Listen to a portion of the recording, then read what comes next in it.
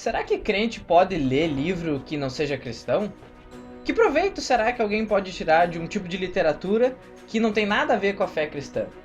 Muitas pessoas pensam que ler alguma coisa que não tem a ver com Bíblia ou com teologia é pecado. Então nós precisamos hoje, sinceramente, de uma carta aos jovens cristãos sobre a utilidade da literatura pagã.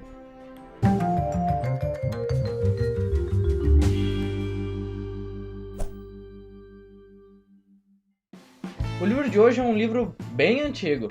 O autor é Basílio de Cesareia, um dos pais da igreja, né? É um livro da editora Eclésia, da Igreja Católica. Um livro curtinho, mas extremamente importante para aqueles que querem entender se o cristão pode ou não pode, deve ou não deve, que utilidade, o que de bom se pode tirar da leitura de livros não cristãos, ou como o autor chama, né, da literatura pagã. São Basílio, né, ou Basílio de Cesareia, ele foi o bispo da cidade de Cesareia no século IV. Ele era um homem extremamente piedoso, ele vem de uma família piedosa, e ele foi um grande defensor da igreja cristã numa época em que doutrinas como, por exemplo, a Trindade estavam sendo questionadas. Então é um livro maravilhoso. A literatura patrística sempre é muito boa. Eu acho que a igreja perde muito por não ler os pais da igreja, não ler Basílio de Cesareia, não ler Gregório de Nazianzo, não ler Irineu de Lyon, não ler Agostinho, Santo Agostinho. E nós precisamos ler os pais da igreja, né? Nós acabamos de passar, né, pelo mês da Reforma, né, outubro, e muitos reformados, muitos protestantes desconhecem que a Reforma Protestante ela não foi um retorno somente à Escritura, mas foi um retorno também aos pais da igreja, né? Principalmente Agostinho, né? Tanto Lutero quanto Calvino, eles se embasaram muito em Agostinho. E Basílio de Cesareia, ele entra justamente nesse contexto de pais da igreja. Nesse livro, São Basílio, ele vai falar justamente sobre a necessidade que nós temos de ler outras coisas que não são cristãs e o proveito que a gente pode tirar delas. Ele vai desenvolver esse argumento partindo do seguinte ponto. Ele vai dizer que o cristão, né, usando o exemplo do apóstolo Paulo, ele é um atleta. Logo, se ele é um atleta, ele deve se preparar para a grande recompensa, ou seja, ele se prepara para a vida eterna. E assim como um atleta treina dia e noite incansavelmente, o cristão também deve se preparar em todo o seu ser, todo o seu intelecto, a sua mente, o seu coração, devem ser treinados para atingir a imortalidade. Então, ele vai dizer que o homem sábio é um homem que sabe o que quer, mas que, por outro lado, ele sabe também ouvir bons conselhos. E ele vai dizer o seguinte, que antes de nós, muitas vezes, estudarmos as coisas sagradas, nós devemos conhecer as coisas profanas. E ele vai falar principalmente da literatura clássica, principalmente ele vai falar sobre Homero, sobre a literatura que estava em voga na época em que ele viveu.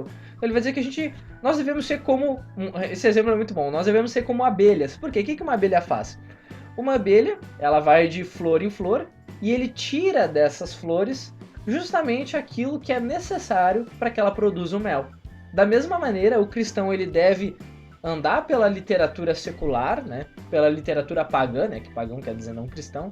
Ele deve andar por essa literatura, visitar esses livros, como disse Spurgeon, por exemplo, e deve retirar deles aquilo que é bom para o seu crescimento, para o seu amadurecimento espiritual. E também cabe aqui dizer, né? Isso não é o Basílio de Cesareia que vai dizer. Quando que nós lemos um livro de literatura, nós tiramos dali uma experiência humana. Porque toda literatura é um reflexo do imaginário humano. Então, quando que nós lemos um livro de literatura, quando nós lemos, por exemplo, um Machado de Assis, um Dostoiévski, um C.S. Lewis, um Tolkien, nós estamos tirando experiências humanas dali, experiências de vida daquele livro. Isso nos enriquece. Então, Basílio vai falar sobre isso, que a gente deve ler os livros e tirar deles as virtudes e lançar fora os vícios. Então essa vai ser, toda a argumentação dele vai girar em torno desse argumento de que o homem cristão ele deve se preparar para a imortalidade e no meio desse exercício espiritual de preparação para a eternidade, ele deve se utilizar de todas as ferramentas que a graça comum de Deus concedeu ao mundo, mesmo ao mundo pagão. Outra coisa que é muito boa nesse livro é que, além dele falar sobre esse assunto, sobre a utilidade da literatura pagã, principalmente para os jovens, né? Porque ele vai dizer que é na juventude que nós mais devemos nos exercitar, né? Porque é uma fase de preparação. Mas aqui também tem duas homilias, dois sermãos dele.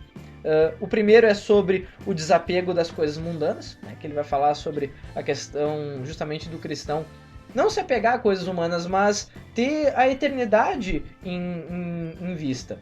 Para que ele não se apegue àquelas coisas mundanas, aos prazeres desse mundo, mas que se apegue a Cristo, se apegue à vida eterna e lute e se exercite nessas coisas.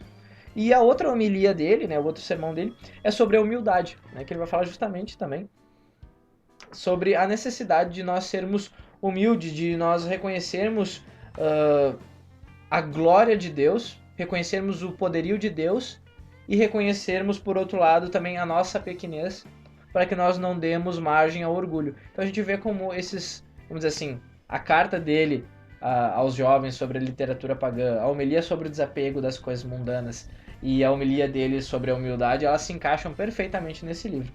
Então, fica aí a dica de leitura dessa semana, Basílio de Cesareia, Carta aos Jovens sobre a Utilidade da Literatura Pagã, da editora Eclésia.